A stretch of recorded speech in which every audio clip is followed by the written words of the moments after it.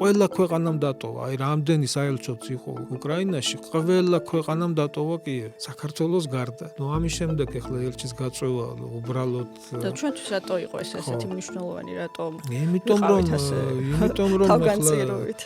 ეს მამაცობა არის ჯერ ერთი. ეს არის ომი, რომელიც პროქსი ომს რო ეძახი, რომელზე რეალურად დასავლეთი ევროპა ამ შემთხვევაში, იმიტომ რომ ტრამპის მოსვლის შემდეგ შეიცვალა ეს დამოუკიდებულება, ასე ვთქვათ, იმიტომ რომ ევროპის ქვეყნები ნატოს წევრები არიან, თუმცა ტრამპს სხვა პოზიცია აქვს. ბევრი რამ იცვლება, ძველი წესრიგი აღარ არსებობს, ეხლა ამბობენ რომ რაღაცა სოფლიო იცვლება, სოფლიო კი არ იცვლება, სოფლიო შეიცვალა უკვე. არ არის ამ კონფლიქტის გადაწყვეტის რეალური სურვილი და პირიქით ესკალაცია, მუდმივად ესკალაცია მიმდინარეობს. მეხუთე წელია უკრაინა იცავს ევროპის უსაფრთხოებას. უზარმაზარი მსხვერპლი გაიღო როგორც ადამიანური, ასევე ინფრასტრუქტურული და ეკონომიკა ჩამოიქცა და ყველაფერი და შენ ელაპარაკები ახლა რომ აიცი შენ ახლა ომში ხარ ვერ მიგიღებ, მაგრამ ომის შემდეგაც შენ 1-10 წელი დაგჭირდება რომ ჩვენამდე მოხვიდე. ორი ნეიტრალური სახელმწიფო ძალიან მოკლე ვადებში გახადეს ნატოს წევრი. ჩვენ გავართ ვაკაკუნებთ მე-4 საუკუნეა, დრონებმა მთლიანად შეცვალა, ომის ხასიათი შეცვალა მთლიანად. ანუ შენ დღეს ბრძოლის ველზე ვეღარ იმალები. მეორე მსოფლიო ომში ახერხებდა სტალინი აეროსტატები დაფრინავდა და მოსკოვის თავზე ბადეები იყო და ასე შემდეგ. მთელი მოსკოვი იყო დაფარული. ქვიშაში ჩამარხეს მთელი მოსკოვი. ჩვენი ქვეყნის უსაფრთხოების ხარჯზე და ჩვენი ქვეყნის უსაფრთხოების და ჩვენი ხალხის კეთილდღეობის ხარჯზე ჩვენ არავისთვის არაფერი არ უნდა გავაკეთოთ, არავისთვის. ერთია რამდენი იქნება მსურველი და მეორეა რამდენს ექნება ამის იმედი, ანუ რამდენს ჯერა რომ საქართველოს ნატოს წევრი გახდება. გამარჯობა მეგობრებო, დღევანდელი ეპიზოდის სტუმარი გახლავთ ანალიტიკოსი ამირან სალუქვაძე. სანამ სტუმართან გადავალ კითხვებით, რომელიც საკურველია უსაფრთხოებას საკითხებს შეეხება და ზოგადად პოლიტიკურ ვითარებას ქვეყანაში და ქვეყნის გარეთ, მინდა გთხოვოთ ტრადიციულად რომ გამოიწეროთ ჩემი არხი და დააკომენტაროთ ეპიზოდის შესახებ, თუ გაქვთ რაიმე მოსაზრება ამასთან დაკავშირებით და მოიწონოთ ეს ვიდეო. წინასწარ ძალიან დიდი მადლობას გიხდით ამისთვის. ბატონო ამირან, დიდი მადლობა მოსვლისთვის, ძალიან მიხარია და დიდ პატივია ჩემთვის რომ მოვწანდით და მადლობთ მოწვევისთვის პირიქით და წარმატებებს გისურვებ. ძალიან დიდი მადლობა. მე თქვენს მოსაზრებებს, რომელსაც ხშირად აქვეყნებთ Facebook-ზე, ძალიან აქტიურად ვადევნებ თვალყურს და თქვენ თვითონ ძალიან აქტიურად ხართ ჩართული ამ პროცესებში და აწვდით მოსახლეობას ინფორმაციას, საინტერესო ანალიზს. პირველ რიგში საუბარი მინდა დავიწყო თემით, რომელიც ახლახანს მოხდა, ეს არის საქართველოს პრემიერ-მინისტრის შეხვედრა უკრაინის პრეზიდენტთან, რომელიც შედგა ერევანში და ეს შეხვედრა მოხდა, როგორც ვიცით, ზელენსკის ინიციატივით. ამასთან დაკავშირებით მაინტერესებს თქვენი მოსაზრება, რა კომენტარს გააკეთებდით, რა არის, ანუ რას ნიშნავს ეს და არის თუ არა დაინტერესება, ასე ვთქვათ, უკრაინის მხრიდან ჩვენს მიმართ და ზოგადად შეიცვალა თუ არა ამ მხრივ რაღაცა დამოკიდებულებები და რიტორიკა საქართველოს ხელისუფლების მიმართ. პირველ რიგში მისასალმებელია, რა თქმა უნდა, იმ მძიმე ფონის შემდეგ, რაც ამ წლების განმავლობაში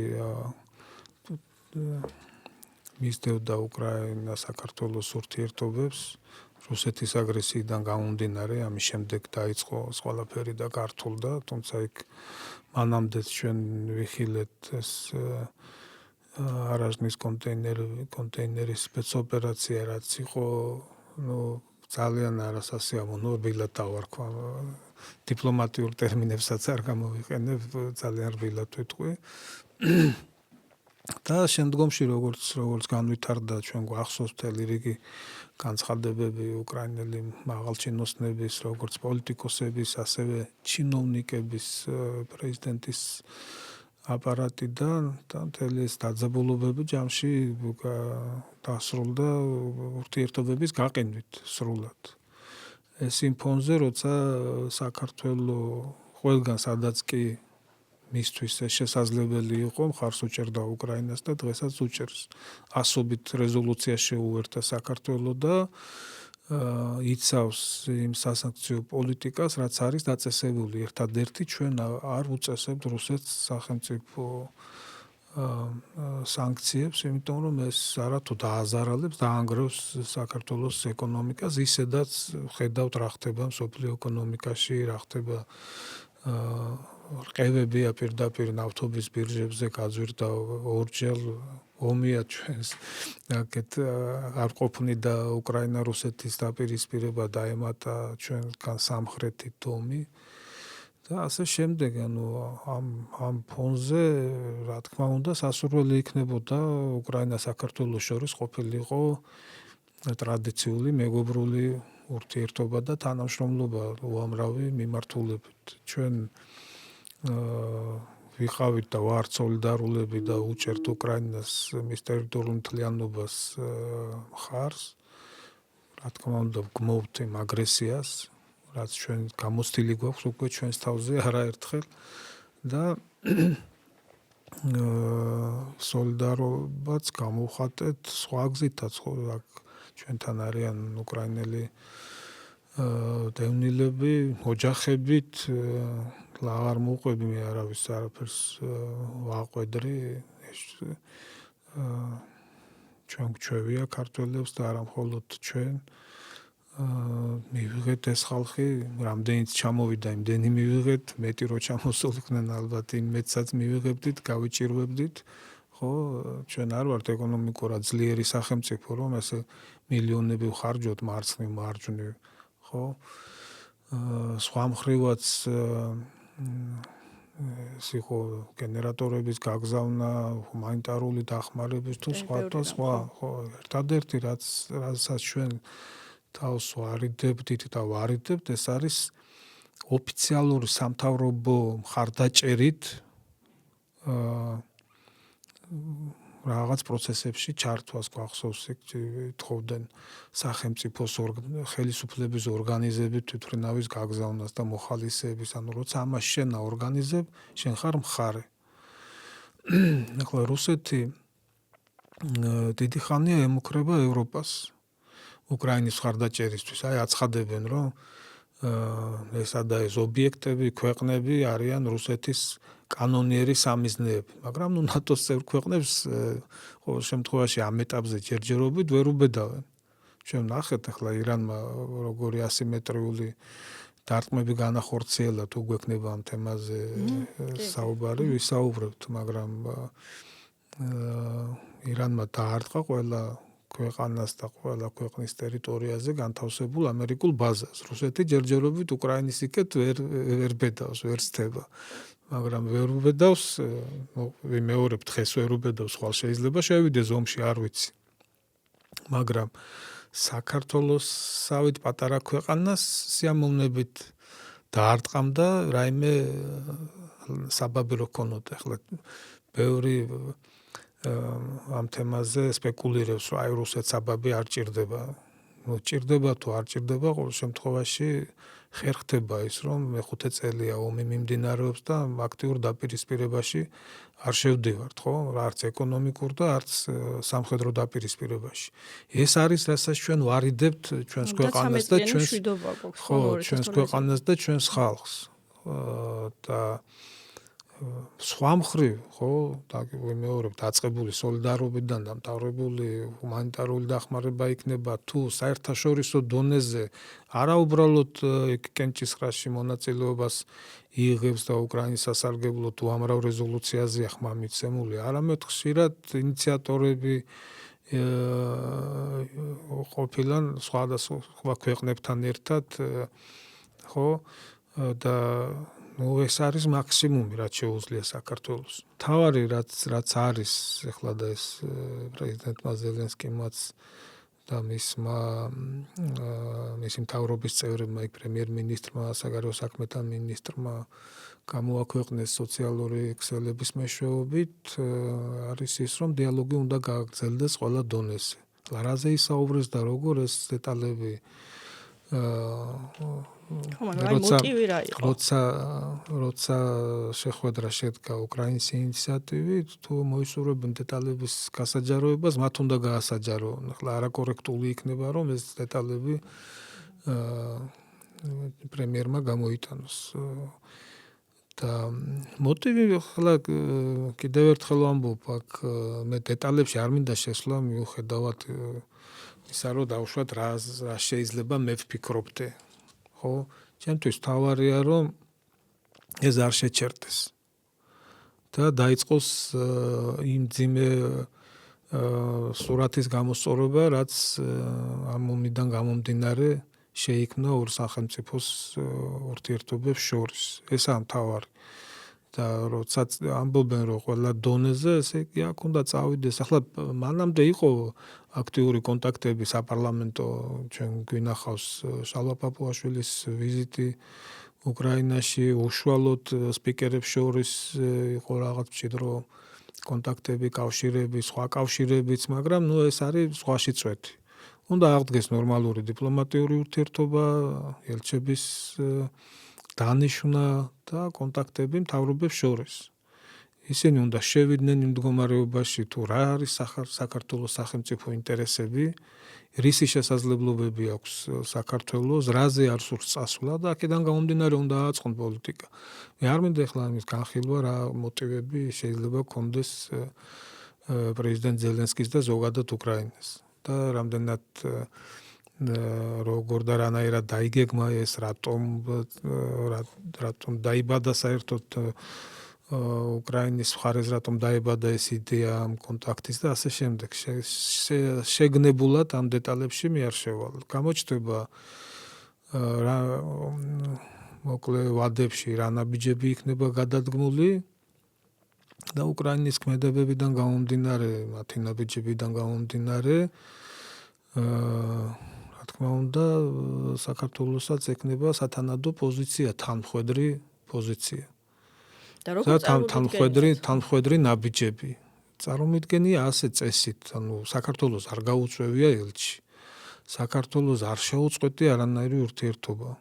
ხო, ჩვენი საელჩო და ელჩი პირადად ზუსტად იმ მომენტში იყო კიევში და აგრძელებდა თავის საქმიანობას, როცა არა უბრალოდ იბომბებოდა კიევი, ორი მხრიდან რომ დაბლოკილი იყო, უფრო დასავლეთის მხრიდან, უბრალოდ აღმოსავლეთის მხრიდან ბოდიში და ცდილობდა რუსეთი, რომ დასავლეთიდანაც დაებლოკა. ანუ ფაქტობრივად იყო საშიშროება გარკვეულ პერიოდში, რომ უკრაინის დედაქალაქი შეიძლება რუსეთს ალყაში მოექცია.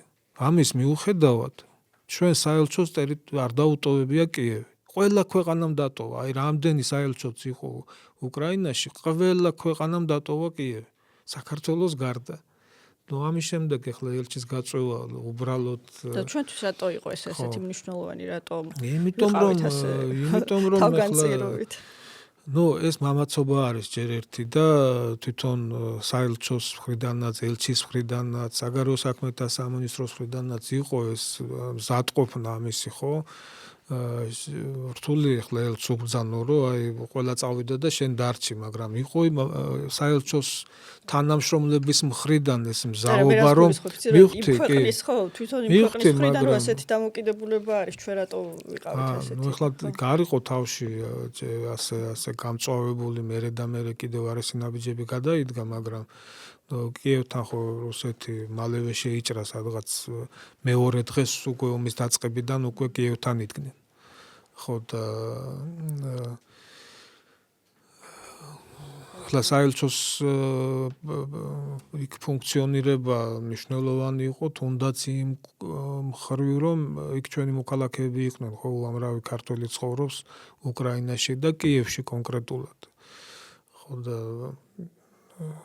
ამ ყველაფრის შემდეგ ახლა რა თქმა უნდა გავგებრობას რო თავი დავანებოთ, მარტივად ადამიანურად საწყენი იყო როგორც ხელისუფლებისთვის, ისე ყველა მოქალაქისთვის, მაგრამ გადავფურცლავთ უფრო სწორად, მოდი ასე ვთქვათ, ჯერ არაფერი არ არის, ახლა პირველი ნაბიჯი გადაიდგა, თუ ამას მოყვება, გაგრძელება, ახლა იმ მეგობრული პოსტებიდან გამომდინარე, რაც უკრაინის პირველმა მეგობრული, უბრალოდ კონსტრუქციული მოდი ასე დავარქმევდი და იმედის მომცემი იმ კუთხით, რომ ეგ ბოლო აბზაცში აი ეს იმედები იყო გამოთქმული, რომ დიალოგი უნდა გაგრძელდეს ყველა დონეზე, ხო? აი ვიქონიოთ იმედი, რომ ეს დიალოგი გაგრძელდება, მაგრამ წარმოუდგენელია საელჩოების აღდგენის გარეშე. ეს წარმოუდგენელია, უბრალოდ რანაირად უნდა კონდეს სახელმწიფოსთან ეს ელემენტარული აღარ შევალა კონვენციებში და ასე შემდეგ. პირველი ნაბიჯებია ეს ხო საელჩოების გახსნა და საელჩოების ნორმალური ფუნქციონირება. და ამის შემდეგ უნდა მოყვეს გაღრმავებები და დანარჩენი ნახოთ რა ინტერესები აქვს უკრაინას. რას გულისხმობთ ამ ურთიერთობების დალაგებაში, გაღრმავებებში? ანუ რა ნაბიჯები უნდა ზოგადად აი რა კუთხით უახლოვდებით ერთმანეთს? არის საკითხები ახლა ჩვენ ვიცით მაგალითად რომ წინა ხელისუფლების რამდენიმე და პირი რომლებიც გასამართლებულია იმყოფებიან უკრაინაში და ბევრი მაღალ თანამდებობას ეს პრეტენზიები აქვს ჩვენს ხელისუფლებას. ახლა რაზეა მიმართულებით უკრაინა წამსვლელი ეს ერთი თემაა. უკრაინასაც ანალოგიურ რაღაც ინტერესები აქეთ შეიძლება კონდეს, მაგრამ მე ახლა ამ წვრილმან დეტალებში არ შევდივარ, ანუ სახელმწიფო ინტერესები გაცილებით ფართოა და გაცილებით მაღლა დგას ამ ყველაფერს. და პირველ რიგში კიდევ ერთხელ ვამბობ, საელჩოების აღდგენა, რიტორიკის შეცვლა, ხო, გადაყვანა. ანუ ესე მარტივად არ ხდება ურთიერთობების აღდგენა, ხო? გუშინ გამოდიოდა მაგალითად ვინმე მრჩეველი პირობითად რომელიმე კანცელარიის და საქართველოს მისამართით რაღაც ძალიან მძიმე და ხელისუფლების მისამართით მძიმე განცხადებებს აკეთებდა და უცებ ახლა ფირფიტა გადატრიალდება. როგორც მინიმუმ ეს უნდა შეწყდა, ანუ იწყება საელჩოების აღდგენით. მე ასე მეხატება, ახლა მე აქ ვერავის პოზიციას ვერ გავახმოვანებ. საელჩოების აღდგენა, იმ მძიმე რიტორიკის შეცვლა და შემდგომში უკვე ნაბიჯები, კონტაქტები როგორც არის სახელმწიფოებს შორის, რომელ რუსულ ორბიტაზე საუბრობენ, აი რაღაცა ფაქტი, გარდა ვაჭრობისა და კულტურული ურთიერთობებიც კი აღარ არის.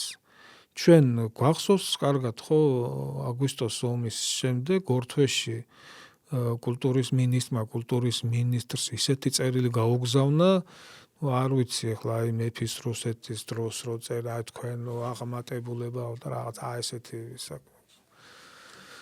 და შემდეგ სააკაშვილის მიმართვა ომიდან 6 თვეში რომ ზად ვართ ურთიერთობებისთვის ვითომ იქ რაღაცა ზილანძღვა, მაგრამ სინამდვილეში სთავაზობს ურთიერთობების აღდგენას. ოკუპანტ ქვეყანაზე ახლა აი ცხედრები არ გაცივებულა თებერვლის თვეში, აგვისტოში ომი დამთავრდა, ოქტომბერში წერილი გაგზავნეს, ალბათ შუალედში კიდევ რაღაც მთელობები ექნებოდა და თებერვალში სტუდენტებს ესაუბრება და რუსეთს გზავნილებს უგზავნის. პუტინთან წერილი გაატანა პატრიარქს და მთელი ამბები ამას აკეთებდნენ. მერე ჩააბარეს ლამის ნახევარი ეკონომიკა, უამრავი მსხვილი ობიექტი მიყიდეს რუსეთს. ვტო-ში მიიღეს, საზღვარზე ხვდებოდა მერე ბოდიში ჟარგონისთვის და გააბაზრა თვითონ სააკაშვილო. ჩვენ ვიცოდით ერთი დახვედრა, ერთი ვიდეო ლარზე და უკრაინულ ლარზე ინტერვიუს დროს თვითონ ყვება რომ მე გამაკრიტიკესო რუს ტურისტებს რო დახვდიო და ამის მე რო ფარულად ხვდებოდიო 30 ჯერ 40 ჯერ შევხვდის რუს ტურისტებს ლარზეო. ანუ აი მას აკეთებდა პრეზიდენტი მესაზღვის რიგითი მესაზღვის როლში იდგა და რუს ტურისტებს ხვდებოდა და ნუ რა ვიცი 2012 წლის ინტერვიუები რო ამოიღოთ მათ შორის რუსულ ენაზე, რომ ლამის, ესე იგი, მაშინდელი საგარეო საქმეთა მინისტრი ლამის ჩემოდნით აპირებდა სააკაშვილის მოსკოვში ჩატანას. ახლა გადატანითი მნიშვნელობით დიდია ჩემოდანში არ ჩაეტევა და ვერ ჩამოვიტანო, თორე ანუ პატარა რო ყოფილიყო და დიდი ჩემოდანი, ანუ ჩაატევდა და ჩაიტანდა, ესე გამოდის. ახლა მეც უტრირებ, თვითონაც უტრირებდა, მაგრამ შეთავაზება იყო. მზად ვართ რუსეთთან ურთიერთობების ყველა თემაზე, ყველა ნებისმიერ დროს, ნებისმიერ ადგილას და წინა პირობების გარეშე, ამას საგარეო საქმეთა მინისტრი ამბობდა. შენახული მაქვს, გამქრალია ეგ სააგენტოც აღარ არსებობს დაიხურა ვენედიქტოს მისცა ეს ინტერვიუ, მაგრამ მე შენახული მაქვს სკრინების და აუდიოც ამ იმისი. ანუ მე ახლა ვაშაძე კი არ მაინტერესებს ამ შემთხვევაში. მაშინდელი ხელისუფლება აი ამას თავაზობდა რუსეთს და ამას არ იღებდა არავინ საქართველოს დაბრუნებას რაღაცა რუსეთის ორბიტაზე. პირიქით მაშინდელი ამერიკის ხელისუფლება ეუბნებოდა საქართველოს რომ დაალაგეთ რუსეთთან ურთიერთობები. დღეს გეუბნებიან რომ თავი შეყავი ლომის ხახაში. აი ამას გეუბნებიან. და არაფერი აკეთება, რა ვიცი, მე ერთი რაღაცა შეხვედრა იყო მაშინდელი აღარ მინდა წინას საგარეო საქმეთა მინისტრი შემთხვევით სადღაც გაეროს დერეფნებში გადაიკვეთა ლავროვთან და ანუ ამაზე ატყდა მთელი ამბავი, რა ვიცი, 7-8 წელია უკვე გასული. აი კონტაქტები არ არის არანაირი რუსეთთან. გარდა ვაჭრობისა, მე რატო გავიხსენე 2012 წლამდე პერიოდი. 2009 წლიდან დაიწყეს პირდაპირ სავაჭრო ურთიერთობების აღდგენა. ოკუპანტ ქვეყანას ჰესები მიყიდეს, რა ვიცი, ქარხნები თუ რაღაცა ქონდა, ყველაფერი მიყიდეს. ხო? მადნეული ყველაფერი. და ეს არ ითვლებოდა იმათ და დღეს ახლა ისინი მედასავლეთეები იყვნენ. და მაშინ დაწყებული სავაჭრო ურთიერთობები გრძელდება დღეს, არაფერი ახალი არ არის. და მეტი არაფერი და მაშინ დაწყებული კულტურული, მაშინ მეტი კონცერტები იმართებოდა რუსეთში და პირიქით ვიდრე დღეს ესეც არ არის. და რაზეა საუბარი, რას ნიშნავს ორბიტის შეცვლა? აი ხო უნდა იყოს რაღაცა დასაბუთებული, ხო? აი მე ასე მაწყობს და დაგიძახე პირველი ვინც დაასწრებს რუსოს დაძახებას ეს არის? და მაშინ ისინი უფრო მეტად არიან. ვინც ახლა დღეს ამას ატრიალებს. მაგაძე მეტი ვინ არის ქვეყნის მეხუთედი ჩააბარეს არ მიყვარს მე ციფრებში ისა 2 რეგიონია ჩააბარებული პირდაპირ. როგორ ჩააბარეს, რატომ განზრახ უნებლიოთ უჭკუობით ამას არ აქვს მნიშვნელობა. მათ დროს დაიკარგა კონტროლი ამ ტერიტორიებზე. და დანარჩენი მოუყევი ახლა ვეტეო, უვიზო, საზღვარზე დახვედრა, კონცერტები, ჰესების მიყიდვა გაყიდეს სესი იმ ხესით პარლამენტი ააშენეს და ტრაბახობდნენ, როცა რომ ეკონომიკაში უნდა ჩადებულიყო. მსოფლიოში მსგავსი რამ რო გაყიდო ჰიდროელექტროსადგური და იმით შენობა ააშენო, ეს არის აი არ ვიცი, რა დავარქვა ამას ეკონომიკური უწიგნურობა მინიმუმ თორე ახლა კორუფციული კიდე ცალკე სხვა თემაა. და დღეს რა არის, რას ედავებიან, რა უნდა გააკეთოს, დედა უნდა აგინოს ხელისუფლებამ პუტინს და აი მაშინ იქნება ანტირუსული თუ რა, აი რაზეა საუბარი. ხო და ამ წლების განმავლობაში განსაკუთრებით ომის დროს მით უმეტეს რაც დაიწყო საერთოდ არაფერი არ ყოფილა, მცდელობაც კი არ ყოფილა რაიმე ურთიერთობების. თუმცა ჩვენთან იყო რამდენიმე გადატრიალების მცდელობა ზუსტად. გადატრიალების რამდენიც გაგიხარდება. 5 გადატრიალების მცდელობა, ეს რაც დათვლილია და რაც ის არის, რა ქვია, აღკვეთილი იქნა და აგრძელებენ კიდევ. ხო და იმ ძალების მოსვლის სურვილი, ასე ვთქვათ, რომლებიც ალბათ აი ესე ყველა მათ ბრძანებას შეასრულებენ, ხო, ამ მიმართულების. თუ როგორ აი უსაფრთხოების კუთხით. მანდ ბევრი რამ არის, იგი ერთი რომ ჯერთი მოდი ასე ვთქვათ, უკრაინის ომი გრძელდება. მე ხლა ამას არ უკავშირებ ზელენსკის და კობახიძის შეხვედრას და გასაგებია რომ ჩვენ აქ არც მეორე ფრონტს გავხსნით. ყოველ შემთხვევაში ჩვენი ინიციატივით ახლა თუ რუსეთი ომს დაგვიწყებს, მოგვიწევს თავის დაცვა. მაგრამ ამოცანა არ იხსნება თვითონ იმ ძალებისთვის, რომელ ძალებსაც სურდათ აქ რომ ჩვენ რაღაცა სადგისი გვეჭხლით და რუსეთისთვის სადგისი იქნებოდა თუ ცოტა უფრო მტკივნეული, ახლა მაგაზე მე ჩვენს ნაკლოვანებებს და ბრძოლის უნარიანობას კი არ ვაკნინებ, უბრალოდ გეოგრაფიული და სხვა ვითარებიდან გამომდინარე არ ვარ სახარბიელო პოზიციაში ახლა იმისთვის რომ რუსეთს იქეთ შეუტიოთ. ჩვენი საფიქრალი გვაქვს ჯერ კიდევ 2008 წლის შემდგომ არის მანამდელს რო თავი დავანებოთ გაცხადებული თვითონ წინა ხელისუფლების მიერ და ეს ხელისუფლება ძაგრძელებს იგივე გზას რომ ჩვენ მშვიდობიანად უნდა აღვადგინოთ, ხო? რატო ქონდათ რაღაც პროექტები რო აი აფხაზეთის საზღვართან რაღაც უნდა ვაჩვენოთ, რო აქეთ ყვავის ყველაფერი და თვითონ მოუნდნენ, ანუ შენ თუ ომს აპირებ საზღვრის ფრონტის ასე ვთქვათ ხასთან ხო არ აშენებ რაღაცებს, ხო? პირიქით თავდაცვითი მინიმუმ თავდაცვითი ზღუდეები და რაღაც სამხედრო ინფრასტრუქტურა უნდა მოაწყო და რაღაცა პორტებს რო აშენებ, ესე იგი ომს არ გეგმავ, ხო? ანუ წინა ხელისუფლებიდან მოყოლებულიყო ეს პოლიტიკა, რომ ჩვენ მშვიდობიანი გზით უნდა გადავწყვიტოთ ეს კონფლიქტი, ორი კონფლიქტი, რომელიც გვაქვს ჩვენს ტერიტორიაზე. მაგრამ ომი გრძელდება რუსეთ-უკრაინას შორის, არსებობენ მსოფლიოში ძალები, ხო, ამაზე რამდენიც უნდა იცინონ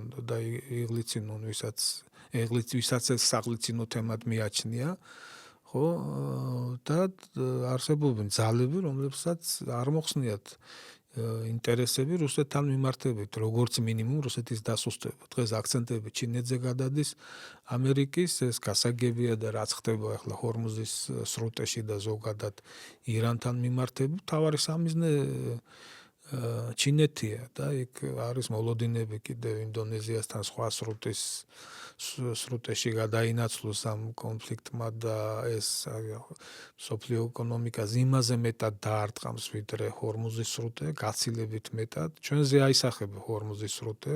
ჩვენ გვესმის რამდენიმე წელია და განსაკუთრებით ბოლო 1-2 წელი, რომ ევროპა იმზადება რუსეთთან ომისთვის. რუსეთზე თავდასხმისთვის კი არა, რუსეთთან ომისთვის. ანუ ევროპა ფიქრობს, რომ უკრაინის შემდეგ რუსეთი მიადგება ევროპას. ეხლა სიმართლეა ეს, არაა სიმართლე, აქვს რუსეთს ამის შნო, თუ არა აქვს, ანუ მე რას ვფიქრობ ამაზე, სხვა თემაა, ხო? ამაზე შეგვიძლია ვისაუბროთ და დღეს არა სხვა დროს ან არ აქვს მნიშვნელობა გადაცემის მიღმა. ეს სხვა თემაა, ანუ მე ვთვლი, რომ რუსეთს არ აქვს იმის პოტენციალი, მით უმეტეს ახლა მალევე უკრაინის ომის შემდეგ, იმიტომ რომ იფიტება ეკონომიკურად და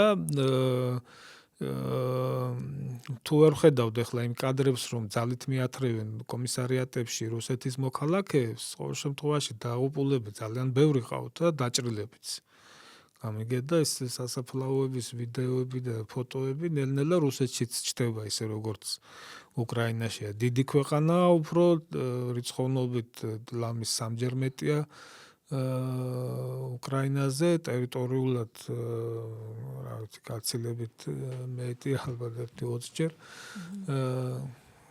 მაგრამ საუბარი ხო არის იმაზე, რომ უკრაინა რეალურად უკრაინას ხო და ყურეთ ანუ რუსეთი ებრძვის უკრაინის ასე ვთქვათ ეს არის ესეთი ომი, რომელიც პროქსი ომს რო ეძახი, რომელზე რეალურად დასავლეთი ევროპა ამ შემთხვევაში, იმიტომ რომ ტრამპის მოსვლის შემდეგ შეიცვალა ეს დამოუკიდებულება, ასე ვთქვათ, იმიტომ რომ ევროპის ქვეყნები ნატოს წევრები არიან, თუმცა ტრამპს სხვა პოზიცია აქვს ამასთან დაკავშირებით. აი ამ ვითარებაში და კომბინაციაში როგორ წარმოგიდგენია ნატოს და ზოგადად ამერიკა ევროკავშირის ურთიერთობები კიდე ცალკე თემა და ცალკე პრობლემაა. მე საერთოდ მიმყავდა უყურეთ უკრაინა-რუსეთის ომიც რომ დამთავრდეს, წელს იქნება ეს თუ გაისად იქნება, ახალი დაპირისპირების თემა არ ქრება. ესა რუსეთ ნატოს თუ რუსეთ ევროპის კონტინენტზე ვისაუბროთ, ანუ იქ ახლა რა ფორმით ჩაერთვება ევროპა, ნატო იქნება თუ ევროკავშირი თუ უბრალოდ სხვა ქვეყნების კოალიცია, ან უფრო ფართო კოალიცია იქნება ვიდრე ნატო და ევროკავშირია. ჩვენ ვიცით, რომ უკრაინას 50 თუ 51 ქვეყანა ეხმარება და ნატოში ან ევროკავშირში გაცილებით ნაკლები წევრია, ხო?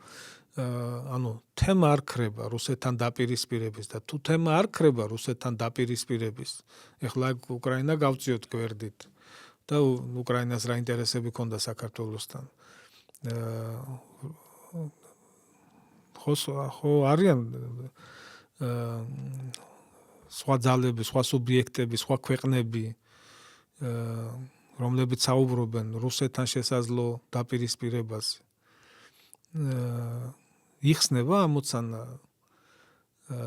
რომ რუსეთის ირგვლივ გარდა იმ ფრონტის ხაზისა, რომელიც დააკავშირებს რუსეთსა და მეორე მხარეს გააჩნია რომელი ქვეყნები იქნება ეს ბალტიისპირეთი, პოლონეთი, ვინც ესაზღვრება ხო, ევროპა.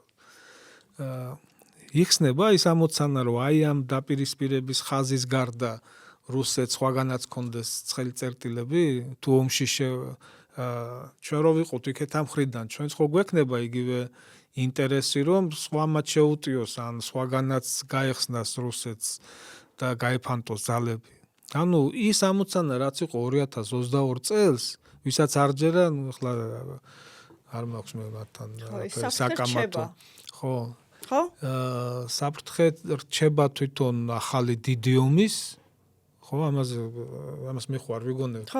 პირდაპირ ამბობენ შარშან ამბობდნენ ამ შარშან წინ რომ აი 2028-30 წლებში ჩვენ უნდა ვიყოთ მზად რუსეთთან ომისთვის. გერმანია აგერ ახალ დოქტრინას იღებს, მიიღო უკვე ფაქტობრივად ისეთი დოქტრინა, რომელიც მეორე მსოფლიო ომის შემდეგ, ანუ ცივი ომის პერიოდში მსგავსი დოქტრინის მიღება წარმოუდგენელი იყო უბრალოდ. იაპონია ხსნის შეზღუდვებს იარაღის რეალიზებაზე და ასე შემდეგ. ბევრი რამ იცვლება, ანუ ძველი წესრიგი აღარ არსებობს. ახლა ამბობენ რომ რაღაცა მსოფლიო იცვლება, მსოფლიო კი არ იცვლება, მსოფლიო შეიცვალა უკვე დიდი ხანია. ანუ მინიმუმ უნდა ვთქვა ჩვენ რომ 2022 წელს. და დღეს მიდის აი ამ უკვე ჩამოშლილი არქიტექტურის ახლიდან უბრალოდ დაწყობა არ მიდის, შენ მიდის ძალის დემონსტრირება. ხო, აი ვისაც უფრო მეტი ძალა აქვს ძალის დემონსტრირება და ახლა დავწერეს ოთხსელში არ მიაქციეს ყურადღება, გავიმეორებ, აი სრუტეების ადრე თუ ეს არქიტექტურა ამ შეთანხმებებს დაეფუძნა, ახლა მიდის რაღაც სრუტეების, ანუ მაშინ იყო ბირთვული იარაღი და ორ ბირთვულ სახელმწიფოს შორის მოხდა ეს შეთანხმებები და ეს ააწყვეს, ანუ ფაქტობრივად ბირთვული იარაღის გამოყენების შიშმა გამოიწვია ეს ყველაფერი და გაერო შექმნაც ამას ემსახურებოდა, რომ არ განმეორებულიყო მეორე მსოფლიო ომის მსგავსი მასშტაბური ომიდან გრევა, რასაც მოყვა ეკონომიკის და ინფრასტრუქტურის განადგურებასთან ერთად ათეულობით მილიონი ადამიანის დაღუპვა. ხო, დაღუპულია რამდენი და დასახიჩრებული კიდე სულ სამჯერ მეტი. და ახლა მიდის აი ეკონომიკური კონტროლი, სრუტეები რა არის? ეს არის სატრანზიტო მარშრუტები. ანუ აი სატრანზიტო მარშრუტების გაკონტროლება, კონტროლზე აყვანა და მე აქედან გამომდინარე უკვე რაღაც პირობების შეთანხმება და პოზიციონირება, თორე ახლა ბირთვული პოტენციალი ვისაც აქვს, არსად გამქრალა. მაგრამ აი სხვაგვარ ანუ ეკონომიკის მეშვეობით იწყება ახალი წესრიგის აწყობა. სხვათა შორის აი უკრაინის ომმა და იმ პირველმა წლებმა რაღაცნაირად ის რეალობა რაც იყო უკრაინის ომამდე ერთპოლუსიანობა, გამოკვეთილი როლი და ძალა ამერიკის შეერთებული შტატების თითქოს შეცვალა. და დაიწყო მრავალპოლუსიანობაზე აქტიური საუბარი, სხვადასხვა გაერთიანებები, ბრიქსი გააქტიურდა ძალიან, შოსი და ასე შემდეგ. და აი ახლა ახლო აღმოსავლეთში ამერიკის გააქტიურება მათ შორის მაგასაც ემსახურება, რომ ეს მოლოდინი მრავალპოლუსიანობის რომ ისევ ჩამოინგრეს და ისევ აჩვენებს რომ მე ვარ დღეს სოფლიოში რომელიც დღის წესრიგს განსაზღვრავ.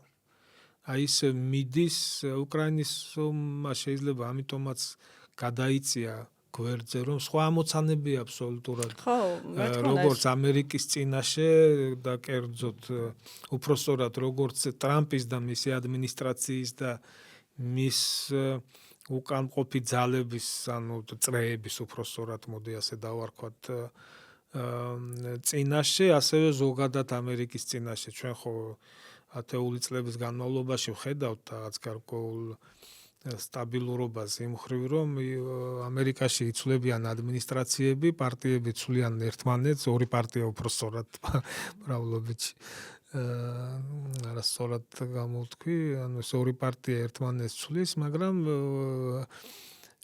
ამერიკა აგრძელებს გარკვეული ხაზით სვლას. შეიძლება რაღაც მეთოდები იცვლება, რაღაც ეტაპებზე ამოცანები, პრიორიტეტები იცვლება, მაგრამ თავისი გზით მიდიან. და მთავარი აქ მათთვის არის ყოველთვის ეკონომიკა, ფინანსები, შემოსავლები. თუმცა ცვლილებამ ტრამპის მოსვლამ ხო შეცვალა რეალურად, ტრამპის თუნდაც უკრაინასთან მოსვლამ, დაკავშირებით და ევროკავშირთან თანამშრომლობასთან დაკავშირებით აქცენტმა ტრამპის მოსვლამ შეცვალა მეთოდები. ნუ და და პრიორიტეტები. პრიორიტეტები. ხო, პრიორიტეტები. ახლა სხვა წრე მოვიდა, ხო? სხვა პარტია და მასთან დაკავშირებული სხვა წრე, სხვა ინტერესებით და სხვა ხედვით. ახლა რაც დღეს ხდება, ეს შეიძლება დაუშვათ მომხდარიყო 5 წლის შემდეგ, 10 წლის შემდეგ, რომ მაინც მოხდებოდა. იმიტომ რომ ერთად გაექცევა ამერიკა რუსეთ-ჩინეთთან დაპირისპირებას, ეკონომიკურ დაპირისპირებას გულისხმობ პირველ რიგში, რა თქმა უნდა და არა სამხედრო დაპირისპირებას, არ მგონი ახლა სამხედრო დაპირისპირებამდე მოდესმე მივიდეს რაკეტების ბათქაბუს თუ დაიწყებენ, არ ვიცი, მაგრამ სხვა რესურსები ახლა რომ სამხედრო დაპირისპირება მოხდეს ამერიკა ჩინეთს შორის არ არსებობს, ახლა არ აქვს ერთმანეთთან სახმელეთო საზღვარი, ზღვაში ომები. მაგრამ აი ტაივანის საკითხი არის და იგივე ტაივანის საკითხი ხო ხედავთ რომ ჩინეთი ამას წელავს და ბევრჯერ იყო მოლოდინი ახლა რუსეთ-უკრაინის ომის ფონზე რომ აი ტაივანს დაარტყამს, დაიპყრობს და ასე შემდეგ. არ არის იქაც მარტივად ეს ტაივანის საკითხის სამხედრო გზით მოგვარება ჩინეთისთვის და ნუ იქ ჩინეთში დღეს უჭკო ხელისუფლება არ არის ძალიან გონივრულად და პრაგმატულად უდგებიან ყველაფერს. და ეკონომიკის მხრივაც ხედავთ, რამდენად ვითარდებიან სწრაფად და დღეს ამერიკა და ჩინეთი გამოკვეთილი ლიდერები არიან ამ კუთხით, ევროკავშირი კი ამ ომის ფონზე საკმაოდ დაზარალდა. და ეს პირველად არ ხდება ევროკავშირის თავს. ხო, ეს მინდა კითხოთ ევროკავშირთან დაკავშირებით, აი თქვენ საუბრობდით, რომ შეიძლება მოხდესო რეალურად და თქვენ არა მარტო თქვენ, არამედ სხვები საუბრობენ და ისიც გამიმეორეთ, რომ ანუ შეიძლება მოხდეს დაპირისპირება სამხედრო უკვე ხო, რუსეთს შორის და რამდენად არის აი შესაძლებელი, თუნდაც ეს ხო რეალურად თვითონ ევროპისთვისაც დაღუპვას ნიშნავს და ანუ აქეთკენ მიილტვიან, ანუ რატო არ არის თუნდაც ის რიტორიკა, რომ რაღაცნაირად ეს კონფლიქტი მე რასაც ვისმენდა ზოგადად რაც რეალობა არის, რომ არ არის ამ კონფლიქტის გადაწყვეტის რეალური სურვილი და პირიქით ესკალაცია, მუდმივად ესკალაცია მიმდინარეობს და ანუ გასაგებია იქ რომ ხა უკრაინის ტერიტორიული მთლიანობა აუცილებელია, მაგრამ ანუ რაღაც საკითხები ხო არის, რაც თვითონ ევროპისთვის სასიცოცხლო მნიშვნელოვანი, თუნდაც ეკონომიკური თვალსაზრისით. ეს ჩვენ საუბრობთ ეს და რაღაც სოლიდარობის დონეზე გამოდის ეს, თორემ ახლა ნახეთ, უამრავი განცხადება, ბოლო იყო მერცი, რომელმაც თქვა, რომ უკრაინას მოუწევს ტერიტორიული საკითხის გადახედვა და დათმობა და ასე შემდეგ და რაღაცას პირდებიან ევროკავშირში გაწევრიანებას, ადრე პირდებოდნენ სწრაფი ტემპებით, აქ რო ატყდა ერთი ამბავი რომ თითქოს აი ჩვენ არ გვეხსნება მოლაპარაკებები და აგერ გაუხსნეს და ახლა რაღაცა ვადებს ასახელებდნენ. დღეს უამრავი ვადა მოვისმინეთ და რაღაც ციფრებზეა საუბარი 10 წელი მინიმუმ დაჭირდება უკრაინის გაწევრიანებას, რა 10 წელი ხალხო რაზე საუბრობენ ახლა ქვეყანა უმძიმეს ომშია და ერთი ადამიანი ვარ მოქალაქე, არაფერი მაქვს მოსარიდებელი და უამრავჯერ მაქვს დაწერილი ახლა ევროპის ლიდერები ჩემ პოსტებს არ კითხულობენ უბრალოდ, მაგრამ ჩემთვის გულს ვიფხან იმ კუთხით, რომ ქვეყანაზე უბნები რომ შენ იცავ დღეს ევროპის უსაფრთხოებას, ხო ამბობენ ამას, ხო არ მომიგონი არაფერი. ეს განცხადება არის უამრავი ტრიბუნიდან, უამრავი ევრობიუროკრატის მხრიდან გაკეთებული, ხო? უკრაინას ეუბნებიან, უკრაინა იცავს ევროპის უსაფრთხოებას. ბიჭო, თუ მე-5 წელია უკრაინა იცავს ევროპის უსაფრთხოებას. უზარმაზარი მსხვერპლი გაიღო, როგორც ადამიანური, ასევე ინფრასტრუქტურული და ეკონომიკა ჩამოიქცა და ყველაფერი და შენ ელაპარაკები ახლა რომ აიცი შენ აი ახლა ომში ხარ ვერ მიგიღებ, მაგრამ ომის შემდეგაც შენ ერთი 10 წელი დაგჭირდება რომ ჩემამდე მოხვიდე. მოდი მაშინ შენი ომე და მე მშვიდობას მივხედავ, ეკონომიკას მივხედავ, გამრავლებას, გახარებას, სადღეგრძელოებს. ხო და შენი ომე მაშინ და შენ ჩამოდი ჩემ დონემდე. შენ უნდა უთხრა რომ აი ამ მდგომარეობით მიგიღებ. და მე მივხედავთ რეფორმებს და ასე შემდეგ და ასე თუ არ გაატარებ რეფორმებს, აგერ უნგრეთს ხო გაუყინეს დახმარება და რა ვიცი სანქციები და მთელი ამბავი 1000 იყო ხო? წევრი ქვეყანა ნატოს და იმის ევროკავშირის. ხო დაუწესეს სანქცია არ არის 35 მილიარდს რომ გაუყინა. უკრაინასთან მიმართებით არ შეუძლიათ ეგრე რომ მიიღონ ქვეყანა იმის გამო რომ ნაომარია და საჩუქარი გაუკეთონ. და მერე დაიწყონ რეფორმა და რა მოუვა ახლა აი ევროკავშირის რა მოუვა ეს იმას ნიშნავს რომ საერთოდ არც აპირებდნენ მიღებას უკრაინის მიღებას და ეს იყო მხოლოდ ესე ვთქვათ პირობა არც ჩვენს მიღებას აპირებდნენ არც ნატოში უბრალოდ ჩვენ ხელისუფლებამ ასე ვთქვათ ჭკუა გათვალა და ყველაფერს დაარქვა თავის სახელი ახლა მოსწონ თუ არ მოსწონ ომი დაიწყო თუ არა ანუ რუსეთის აგრესიისთანავე ორი ნეიტრალური სახელმწიფო ძალიან მოკლე ვადებში გახადეს ნატოს წევრი.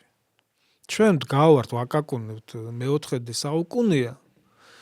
იყო ადრე განცხადებები რომ აი ახლა ცუდი დროა, რაღაცა უკეთეს პერიოდი, უკეთეს დროს უნდა დაველოდოთ და აი ფიქრობდი სულ და რა ვიცი ახლა სოციალური ქსელით ან გადაცემებშიც უამრავჯერ მithქვამს და ამიწერია რომ რა დროს ელოდებიან. ანუ რუსეთს რო აი ლომს რო კლანჭები მოაჭრა და კბილები ამოუღო და აი მე ახლა თუ კბილები აღარ ექნება და კლანჭები აღარ ექნება მე ახლა მინდა უსაფრთხოების ქოლგა ჩემი ქვეყნისთვის ჩემი ხალხისთვის და ახლა იმას რო ის რო დაბერდება და დაჩაჩანაკდება და კბენას რო ვეღარ შეძლებს რა მე რაღაც მინდა ნატო კი ბატონო კარგია მერეც ვიყოთ მაგრამ დღეს რას მეუბნები და ამბობდნენ რომ საქართველოს შეესაბამება ნატოს წევრობას. უამრავ ნატოს იმას გენერალურ მდივნებს უთქვამს. აი რუსეთის ფაქტორი. თან ამბობენ რომ არავის აქვს უფლება მესამე ქვეყნის გადაწყვეტილებაში ან მესამე ქვეყანას არ აქვს უფლება ნატოს და კანდიდატი ქვეყნის ბედი გადაწყვიტოს და ეს ნატოს გადასაწყვეტია. და თან რუსეთის ფაქტორს ითვალისწინებდნენ. ხო, ამას ხო უყურებთ წლების განმავლობაში, ხო? და მე უცებ აღმოჩნდა, რომ ნუ საქართველოს კარგად, ცუდად ხო აი 21 წელს რაღაც მდგომარეობაში ხო ვიყავით და ხომ შეეძლოთ ეთქვათ, რომ მოდი ჩვენ ფინეთთან და შვედეთთან ერთად საქართველოს მივიღოთ ნატოში. ეხლა აქედან თუ ვინმე გამოვიდოდა და იტყოდა, რომ იცით რა აი ჩვენ მზად არ ვართ ჯერ მაშინ რაღაცა შეიძლებოდა რომ ეჭვი შეგვპაროდა რომ საქართველოს რაღაც აი კურსს უხვევს და რაღაცა 2012 წლამდე ხო იყო დასავლეთის ასე ვთქვათ ასე თუ ისე ფავორიტი მთავრობა მაშინ რატო მაშინ ჯერ ერთი ის ვერ გაბედეს ბუხარესტში მაპი მაინც მოვენიჭებიათ და ბევრი ამ მაპს ხატავდა რაღაც უსაფრთხოების გარანტა და ფერი გარანტი მაპი არ იყო აი მასზე ზღიათ მაქვს ნათქვამი ყოველთვის შენ როცა რუსეთის ფაქტორს ითვალისწინებ ანუ ფაქტორი რას ნიშნავს რომ შენ ესე იგი ფიქრობ რომ მე თუ დავიწყებ ახლა აქტიურად საქართველოს გაწევრიანებას ნატოში შეიძლება საქართველოს ამით საფრთხე შეუქმნა ხო მინიმუმ ან შეიძლება მომიწიოს ნატოზეა საუბარი უკვე რომ საქართველოს გამო რუსეთთან დაპირისპირება. მეტი სხვა რა ფაქტორი არსებობს რუსეთის, ხო? ხო და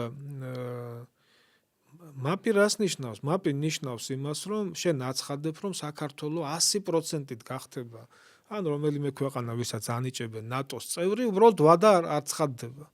და შენ ამით უყური აი ახლა სიტყვაზე 2008 წელს რომ მაპი მიეცათ რუსეთს ხო შეიძლება გაჩენოდა სურვილი რომ სანამ ახლა ამას გააწევრიანო მოდი ახლა მთლიანად გავანადგურებ საქართველოს და დღეს ახლა რომ აიღონ მაპი მოგცენ რა თქმა მაპი მაპი არის რაღაც მექანიზმი იმისა რომ გარკვეული ანუ იქ იწერება კონკრეტული პროგრამა გეგმა არის რომ რა ღონისძიება ვადები კი ყოველწლიურად იქ რაღაც იწერება, მაგრამ აი საბოლოო მიზნის ვადა არ წერია, რომ აი როდის მიგიღებენ. ანუ გაწევრიანების გეგმაც არ არის რეალურ. გაწევრიანის გეგმა მესმის ასე სიტყვაზე 5 წლიანი და 5 წლის მერე შენ მზად ხარ და ნატო აცხადებს, რომ აი უკვე დავიწყოთ გაწევრიანების პროცესი. და ამ შემთხვევაში, როცა აი აგერ ხახა გაღებული აქვს იმას გამზადებულია, ხო? და შენ ამბობ, რომ აი მაპს ვანიჭებ საქალისე, შენ ეუბნები, რომ მოდი სანამ წევრი გახდებ, ანუ აი ეს ყადაღებული მე-4 მუხლი, მე-5 მუხლი, მე-5 მუხლი წევრზე მოქმედებს და არა კანდიდატზე. გინდა მაპი კონდეს მინიჭებული და გინდა სამჯერ მაპი. ხო? და შენ ეუბნები, რომ აი ჯერ სანამ წევრი არა, მოდი აბა დაარტყი საქართველოს. მე ილაპარაკე რამდენიც გინდა რომ აი მაპი კანდიდატი და რაღაც არაფერი არა. ეგ კი არა, მე-5 მუხლიც ვინც ყურადღებით წაიკითხავს, მე-5 მუხლიც არ ნიშნავს იმას, რომ მთელი ნატო ჩაებმება ნატოს წევრი ქვეყნის დასაცავად. აბა წაიკითხონ უკეთ. იქ განხილვა იწყება დახმარების და ვისაც რისი საშუალება ექნება იმ ფორმით და იმ დოზით ჩაერთვება. როგორც ყოფილა ერთხელ ამოქმედა მე-5 მუხლი და ნახეთ ჩვენ ნატოს წევრ ქვეყნებზე მეტად ვიყავით წარმოდგენილი ავღანეთში, როცა ამერიკა მე-5 მუხლის ამოქმედება მოითხოვა, ჩვენ არ გვევალებოდა. ჩვენ გავიღეთ, მარც ახსოვთ დღეს ეს არავის. ხო და ეს იყო ახლა მე რომ დაუბრუნდე იმას, ანუ 2022 წელს როს დომოდათ, აი რო ქონოდათ გეგმაში საქართველოს მიღება, კი არ შეხედავენ ვინ არის ხელისუფლებაში. რა მნიშვნელობა აქვს ვინ არის ხელისუფლებაში, შენ თუ აქ გააკ ინტერესი კავკასიაში და თუ გსურს რომ ეს სახელმწიფო იყოს პირიქით შენ ამ ხელისუფლებას უკვე მოიბამდე ბოლო ადრე თუ გვიან ხელისუფლებები იცვლებიან ჩვეულებრივად. ხო და მოკლედ როგორც ჩვენს მიმართ იქცევიან და მოიქცნენ უსამართლოდ და იმედგაცრუება სრული აბსოლუტურად. აი არც კი წამოსთენია არავის საქართველოს საკითხი, თუმცა ომამდეც ჩასული იყო აქედან საქართველოს პრემიერ-მინისტრი და პირდაპირ ეუბნებოდა, რომ მოდ არანაირი მაპი და რაღაც დავაყენოთ საკითხი საქართველოს წევრობაზე. ეს საუბრები იყო ბრიუსელში. და იქედან არაფერი. და უცებ მერე ომი იწყება და სხვა ქვეყნებს იღებენ ნატოში. მესმის იქ გამოცანა ახლა მე რო დადგა შვედეთის და ფინეთის საკითხი, მაშინ რუკაც გამოვაქვეყნე, ახლა გამიუქმნა Facebook-მა ეს გვერდი. და იქ ეგრევე გამოჩნდა სურათი, რისთვისაც ეს გააკეთეს. ნატოს მოიმატა 1500 კილომეტრის საზღვარი რუსეთთან და კალინინგრადი, არა მხოლოდ კალინინგრადი, არამედ თვითონ რუსეთის ბალტიის ფლოტი აღმოჩნდა ალყაში. ანუ ბალტიის ფლოტს დღეს ნორმალურად გაშლის საშუალება არ აქვს. ყველა მხრიდან ნატოს წევრი ქვეყანა არ არის ის დიდი ზღვა ფართობით. და ყველა მხრიდან ნატოს წევრი ქვეყანა ესაზღვრება. ფაქტობრივად ბლოკირებულია. ხო, მაგრამ ანუ რუსეთს მე როგორც ვიცი, უკრაინასთან მიმართებაში და აი კავკასიის ქვეყნებთან დაკავშირებით სხვა დამოკიდებულება აქვს რეალურად რაღაცა უფრო აი ეს თუნდაც გაცხადებული აქვს თვითონ და ზუსტად ერთ-ერთი მიზეზი ეს იყო რუსეთს მარატო დაიწყო ომი უკრაინასთან. გავლენის ზონას გულს. კი, ხო და შესაბამისად იყო თუ არა საერთოდ ეს რეალობაში, ანუ პერსპექტიული რომ თუნდაც ან ჩვენ ან უკრაინა ყოფილიყო რეალურად რამდენად რეალური იყო ეს ხო სხვა თემაა, შეიძლება ჩვენ ოცნებობდით და რაღაც ზედმეტ ილუზიებში ხო ზედმეტ ბერკეტი ხო არ იყო ერთ-ერთი ხო ზედმეტ ილუზიებში შეიძლება ვიყავით და ეხლა მათ რა ქონდათ გულში ეს გამოჩნდა და გამოჩნდა ის რომ არ ქონდათ ეს გულში რომ ქონოდათ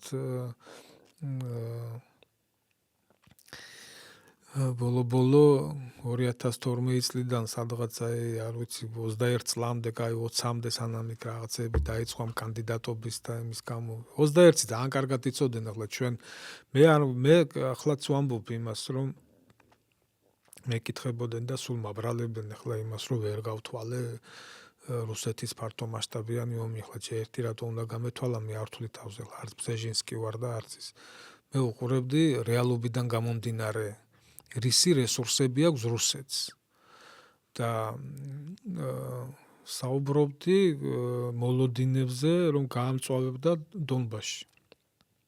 გამწვავებაში ახლა ისედაც წავე იყო გულისხმში უარესი გამწვავება, იგულისხმება სამხედრო მოქმედებების განახლება, თორე ისედაც იგომი არ შეწყვეტილა სროლები, ხო? და არა ყველა შეკითხვას რომ მისვამდნენ და იქ რაღაც სცენარები სხვადასხვა ორგანიზაციების და ექსპერტების მიერ საერთაშორისო მსოფლიო ექსპერტებს გულისხმობ, დასავლეთის ექსპერტებს რაღაც რუკებსაც ხატავდნენ, რომ აი რუსეთი შეუტევს. რეალურად ასეც მოხდა, კი ბატონო, მე შევცდი. მაგრამ ჯამში ვინ შეცდა, მე შევცდი თუ რუსეთის გენშტაბი დღეს რო უყურებ ვითარებას, ანუ რუსეთს ხომ არ აღმოაჩნდა იმის რესურსი, რომ აი ემოდენა ტერიტორია, ანუ ფრონტის ხაზი გაგ 2000 კილომეტრი. 2000 კილომეტრი ფრონტის ხაზზე როგორ უტევ 250,000-იანი ჯარით. მაგდენიც არ ყავდა ომის დასაწყისში. და რაც ვისწავლე, იმას ვსაუბრობთ. მაგრამ ეხლა რეალობა რა არის? ხო არის რომ ანუ აქვს რუსეთს მაინც უპირატესობა. უპირატესობა აქვს უკრაინასთან შედარებით, მაგრამ ეს უპირატესობა არ არის ისეთ მკაფიოდ გამოკვეთილი იმ კუთხით, რომ აი ბრძოლის ველზე კი დინამიკა არის უკრაინისთვის არახელსაყრელი, რუსეთი ნაბიჯ-ნაბიჯ აი რამდენიმე წელია მიიწევს წინ, ყოველდღე 100 მეტრი, ზოგან 500 მეტრი ხან რაღაც გარღვევაა და 1-2 კილომეტრი წაიწევენ წინ, მერე ისე ვიყინება. მე ვაკვირდები ლამის ყოველდღიურ რეჟიმში უკრაინულ რესურს შეგნებულად არ უყურებს სხვას, აი არის deep state, ესე ქვია რუკას, ანუ საიტს, სადაც ყოველდღიური განახლება ხდება მთლიანად აი ამ მთელ ფრონტის ხაზზე და იქ არის აი მონაკვეთები, სადაც მაგალითად ყოველდღე მიიწევს რუსეთი, მერე იყინება, შემდეგ სხვა მიმართულებით აქტიურდება და ასე შემდეგ, ანუ მთლიანობაში, აი მას შემდეგ, რაც რუსეთისთვის ხარკოვის მიმართულება და ხერსონი ჩამოიშალა, ხო, მერე ესე დაიწყო 2023 წელს ჰქონდა უკრაინას ეგრეთ წოდებული კონჩეტევის მცდელობა, რომელიც წარუმატებლობით დამთავრდა და ამის შემდეგ იწყებს რუსეთი უკვე გადადის მთლიანად მთელ ფრონტზე შეტევაზე, მაგრამ იქ თავიდან რაღაც მეტი ტემპები იყო და ეს ტემპები არის შენელებული. ძალიან ნელი ტემპით უტევს რუსეთი, ამას ბევრი ფაქტორი აქვს და პირველი რა თქმა უნდა დრონებმა მთლიანად შეცვალა, ომის ხასიათი შეცვალა მთლიანად. ანუ შენ დღეს ბრძოლის ველზე ვეღარ იმალები დრონების გამო. ის კოსმოსური დაზვერვა, საჰაერო დაზვერვა, სხვები კი ეს ყველაფერი კარგია, მაგრამ ისეთი ეფექტიანი, როცა პატარა დრონი დაფრენავს და ყველა იმაში სანგარში მიძვრება და ანუ შეუმჩნეველი დღეს აღარ არის არაფერი, ათასობით თუ არა ასობით დრონი დაფრენავს ყოველდღე ამ ესე იგი ბრძოლის ველზე და მთლიანადაა შეცვლილი ხასიათი და მაგის გარდა ბოდიში თვითონ აი თანამედროვე იარაღის ეფექტიანობა, მისი გამანადგურებელი თვისებებიდან გამომდინარე, ანუ ეხლა ერთია მეორე მსოფლიო ომის დროინდელი ჭურვი და რაღაც არტილერიო სისტემა და აბსოლუტურად სხვა არის დღეს დაწყებული ჩვეულებრივი საარტილერიო ქვემეხებით დამთავრებული რეაქტიული სხვადასხვა დანადგარებით, რომელიც ორივე მხარეს აქვს საკმაოდ თანამედროვე, ხო? და მათი დაზიანების მასშტაბები და ეს არის საკმაოდ ესეთი, რომ დღეს შენ როგორც იყო ახლა მეორე მსოფლიო ომის დროს ურავ აშა ასეულო წინ და რაღაცა აღარ გამოდის ამ მთელი ფრონტით შეტევა. მაშინ თუ იხოცებოდა სიტყვაზე 10 კაცი, ახლა იღუპება 1000 კაცი. უხეშად ვამბობ, ანუ ესეთი მასშტაბებია მიარაღიდან გამომდინარე, პლუს დრონები, ხო? და ანუ ის აღარ არის ის ხასიათი, რაც იყო ადრე. მაგრამ ყველა შემთხვევაში მაინც ის არის, რომ რუსეთს აქვს სტრატეგიული უპირატესობა ფრონტის ხაზზე, თუმცა მთლიანობაში რუსეთისთვის გარკვეულწილად რაღაც ვადები აი ამ მისი უპირატესობის იწურება. უკრაინა რა თქმა უნდა თავისი პარტნიორების მეშვეობით ახერხებს საკმაოდ გაიზარდა დრონების წარმოება და ეს აისახება ბრძოლის ველზე და ვხედავ ჩვენ უკვე გარღვევს სხვადასხვა მიმართულებით სანქტ-პეტერბურგი იქნება მოსკოვში აგერ გუშინ თუ გუშინ წინ დრონი ჩამოვარდა გამოიწვია პანიკა ვხედავთ რა დღეშია ახლა რუსეთის ნავთობგადამამუშავებელი თუ სხვა ნავთობტერმინალები ტუაფსეშია ძალიან მძიმე მდგომარეობა ახლახანს იგივე იყო პერმში და ასე შემდეგ ახლა არ ჩამოვთვლი ობიექტებს ორივე მხარეს არის ხო რა თქმა უნდა რუსეთი ახლა რამდენიმე წელია ამას აქვს უპირატესობა ავიაციის მხრივ დრონების წარმოება რუსეთმა ძალიან გაზარდა და თუ საწყის ეტაპზე ჩამორჩებოდა უკრაინას დრონების მხრივ შემდგომში პირიქით ესე იგი რა ვიცი მრავალჯერ გადაუსწრო მაგრამ ახლა რაღაც იგრძნობა გათანაბრება აქ ახლა იმდენად მნიშვნელოვანი ის არ არის დაუშვათ შეიძლება რუსეთი დრონების წარმოების მხრივ ისევ აღემატება უკრაინას, მაგრამ აი უკრაინის მიღწევები ამ კუთხით თუ რა მოცულობას მიაღწია როგორც წარმოებამ დრონების, ასევე გამოყენებამ ბრძოლის ველზე ეს რამდენად კრიტიკულია რუსეთისთვის. შეიძლება რუსეთი დაუშვათ დღეს უშვებდეს და იყენებდეს ორჯერ მეც, ხუთჯერ მეც ვიდრე უკრაინა, მაგრამ უკრაინამ მიაღწია ისეთ დონეს, რომელიც კრიტიკულია რუსეთისთვის და კონკრეტულად რუსეთის საჰაერო თავდაცვისთვის, ანუ ხდება გადატვირთვა რუსეთის საჰაერო თავდაცვის სისტემების და გარღვევა, ამის მაჩვენებელია. ის კონტროლი რთულია, ხო? ნუ მაგის გარდა მე არ ვიცი რატომ აქამდე ახლა მე ის მაგათ რჩევებს არ ვაძლევ უკვე მომხდარ შემდეგ რა მნიშვნელობა აქვს. რატომ არ გააკეთეს 5 წელია ომია, აი რა უნდოდა ძირითადი ნავთობ და ენერგო ობიექტების დაფარვას ჰაერიდან. მეორე მსოფლიო ომში ახერხებდა სტალინი აეროსტატები დაფრინავდა და მოსკოვის თავზე ბადეები იყო და ასე შემდეგ. მთელი მოსკოვი იყო დაფარული. ქვიშაში ჩამარხეს მთელი მოსკოვი. და მარტო მოსკოვი კი არა, სანქტ-პეტერბურგი და ასე შემდეგ კულტურული ობიექტები დაიცვეს. ლამის კრემლი იყო ახალი მაკეტები და ის ანუ ისეთი შენიღბვა მიდიოდა. ახლა დღეს ასეთი შენიღბვა რა თქმა უნდა რთულია, შენ რაც არ უნდა ახლა მაკეტი. თუმცა ესეც გამოიყენება, მაგრამ ის რომ დრონებისგან რაღაცა ბადეებით მაინც დაეცვათ ეს ტერმინალები და რეზერვუარები განსაკუთრებით, ხო? ნუ წარმოუდგენელი სიბეცია უბრალოდ. ხო, განსაკუთრებით ახლა ფრონტის ხაზიდან ახლოს.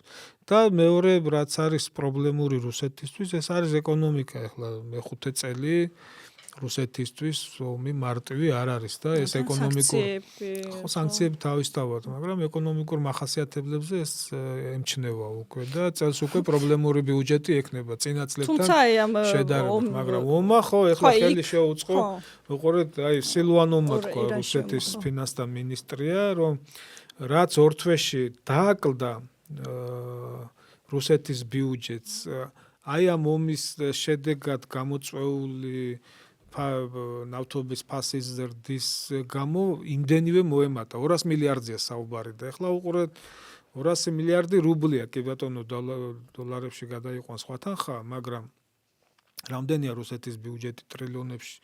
ესე იგი რა გამოდის რომ ორ თვეში თუ 200 მილიარდი უნდა დაკლებოდა 6 თვეში 12 თვეში გამოდის 6-ჯერ 200, ესე იგი ტრილიონ 200 მილიარდი უხეშად ახლა გასაშვალოებული მას ვიგებ. შეიძლება მეტიც ყოფილიყო, შეიძლება ოდნავ ნაკლები, მაგრამ დაახლოებით ტრილიონ 200 მილიარდი რუბლი უნდა მოკლებოდა, ესე იგი უკმარისობა უნდა ქონოდა იმ ფასებით რო გაგრძელებულიყო, როგორც იყო ირანის ომამდე.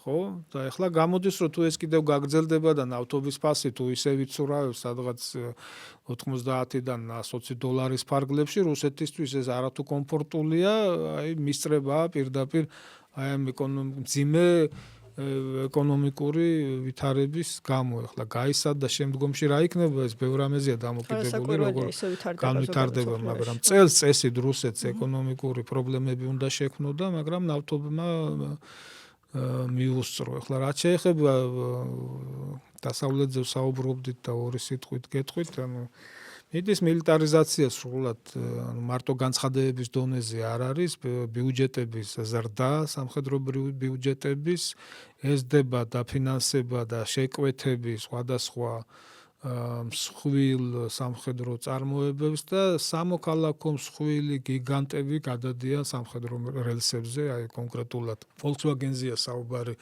რომლის ქვეშ გაერთიანებულია რამდენიმე მსხვილი ბრენდი, თვითონ Volkswagen-ი და სხვადასხვა ახლა მოვყვებით ჩამოთვლას რომ ცოტა გვჩება და ესენიც კი რატომ? იმიტომ რომ დაიწყო დეინდუსტრიალიზაცია გერმანიაში, წარმოებების გასვლა, რა ვიცი, ამერიკაში, ჩინეთში და ასე შემდეგ დახურვა წარმოებების შემცირება და დღეს ახლა რუსეთის მაგალითზეც დაინახეს, რუსეთმა რითი მოახერხა ამ ომის დროს ეკონომიკური ზრდის შენარჩუნება სამხედრო რელსებზე გადასვლის, ანუ სამხედრო დოვლათს ქმნიან, რომელიც დიდხანს რა თქმა უნდა ვერი მუშაობს ესე და მე ეკონომიკა სხვა სტიმულატორები ჭირდება და ალბათ დღეს ევროპაში, ევროპის დიდმა ეკონომიკებმა დაინახეს იმის აუცილებლობა, რომ გადაერთონ სამხედრო რელსებზე ორი მიზეზით. ერთი მზადება ომისთვის,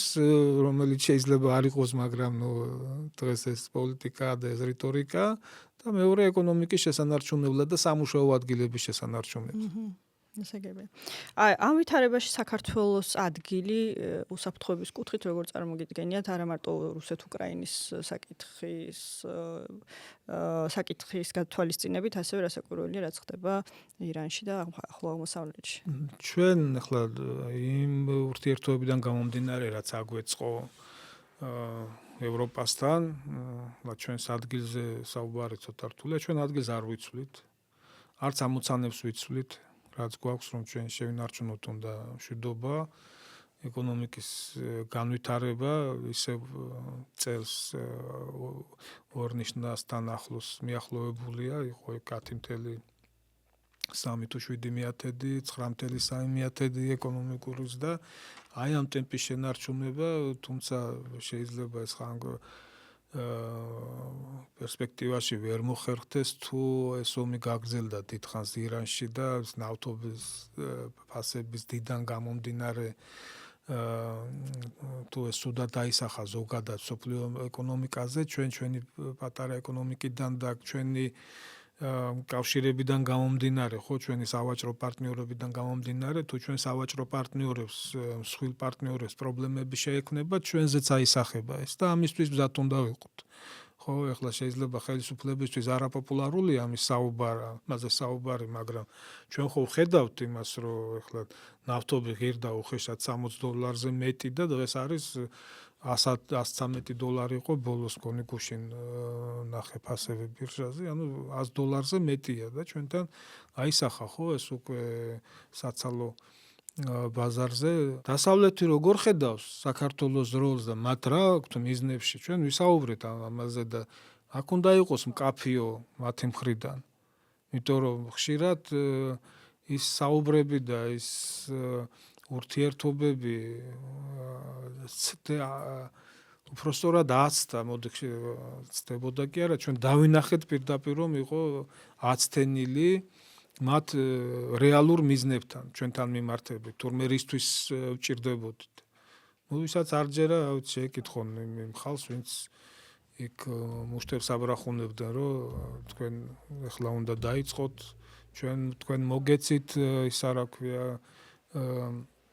ტანკსაწინააღმდეგო საშუალებები, თქვენ ახლა კარგად ხართ მომზადებულები და ასე შემდეგ, ცხინვალში აღარავინ არა ცარიელია, ამას გველაპარაკებოდნენ და პლუს კიდე სხვადასხვა ტრიბუნებიდან, რომ აი მიდით გაისეირნეთ და ეს იყო ორკესტრირებული, აქ ვიღაცა ბომბების წვიმას ითხოვდა, ეხლა უნდა წაიყვანო იქ დანგრეულ ქალაქებში უკრაინაში და ერთი კვირა მაინც უნდა აცხოვრო იქ უწყლოდ და ეს რა კომფორტის გარეშე, მაგრამ კომფორტის გარეშე ესენი ხო ვერ შეძლება, ხო და აი ეს არის მე ლამას ხედავ, ჩვენ გვაქვს ჩვენი ამოცანები, სასიცოცხლო ამოცანები, რომ ჩვენ ქვეყანაში უნდა შევინარჩუნოთ მშვიდობა, უნდა გაგრძელდეს ეკონომიკის ზრდა, ეკონომიკის დაც ისეთი თემაა ახლა დღეს, რომ აი ვიზე და როგორ აისახება ცალკე ვთლად სასაუბრო ახლა. თუ არ იქნება ეკონომიკურის და არასდროს არავისზე არაფერი არ აისახება.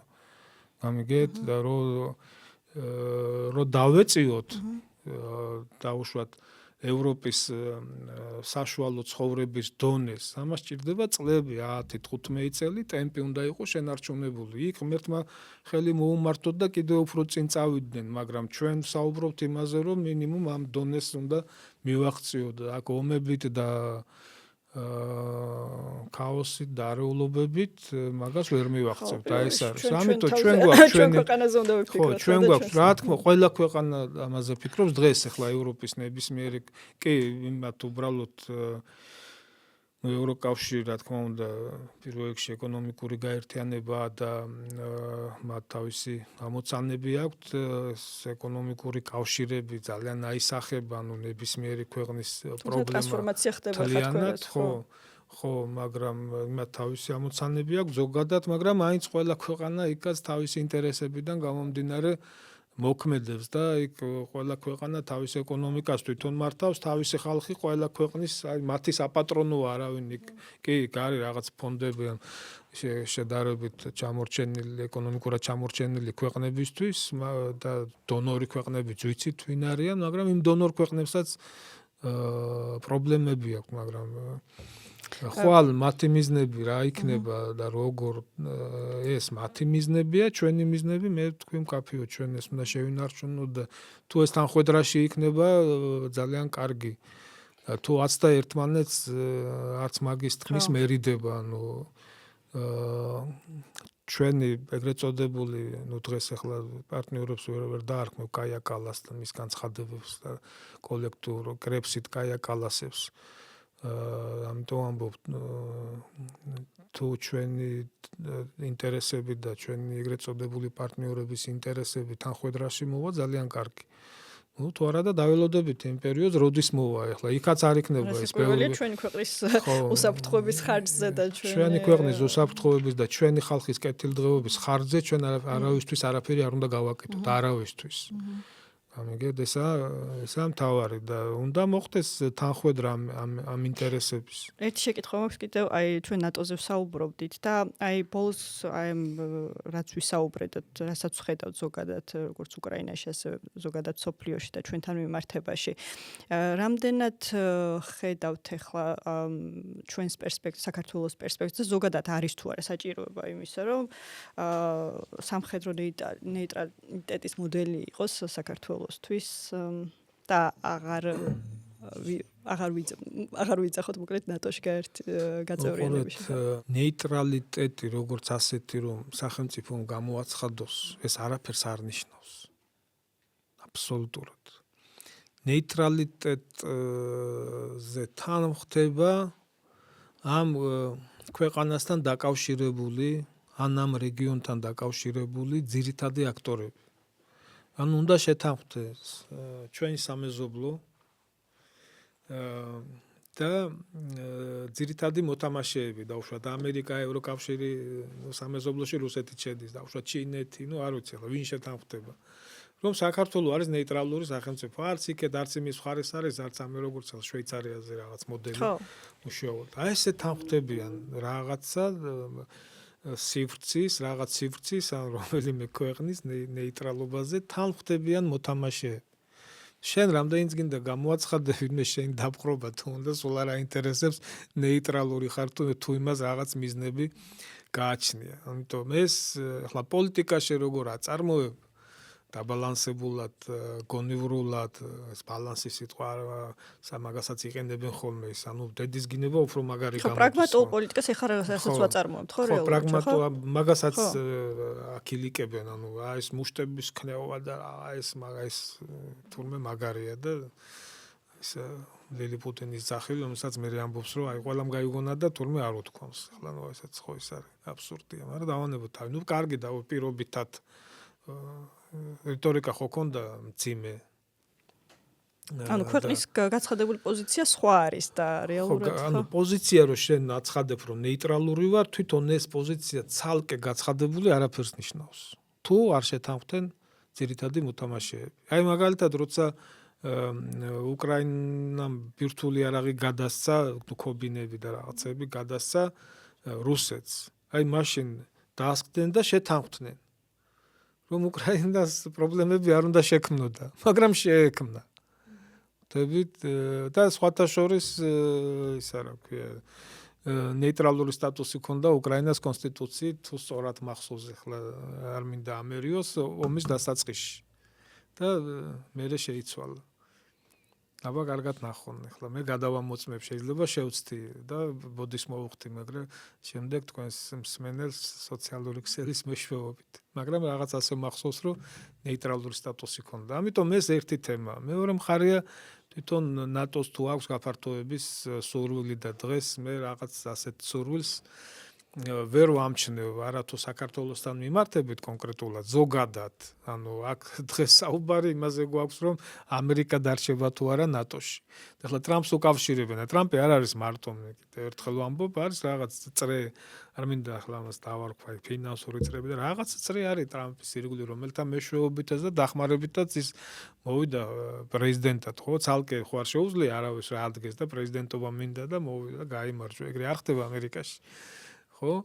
და კი რაღაც დემოკრატები აკეთებენ განცხადებებს, მაგრამ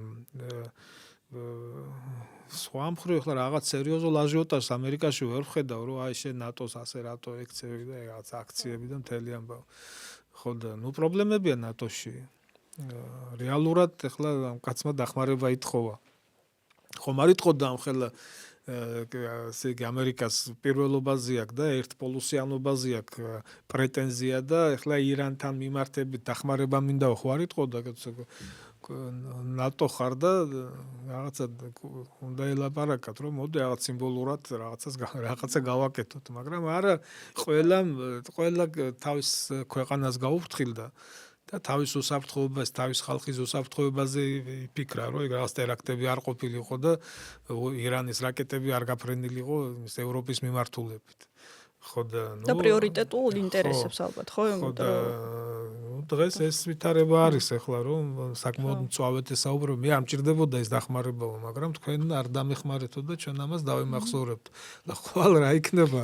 და ნატო ამერიკის გარეშე, თვითონ ტრამპიც უძახის და სწორად ახლა გაღალდის ვეფხვიაო რაღაც მე მგონი ესე ითარგმნება ქართულად და არ ვაკნინებ. უბრალოდ სხვა კონფიგურაციაა უკვე ამერიკის გარეშე ნატო პლუს მედის სერიოზული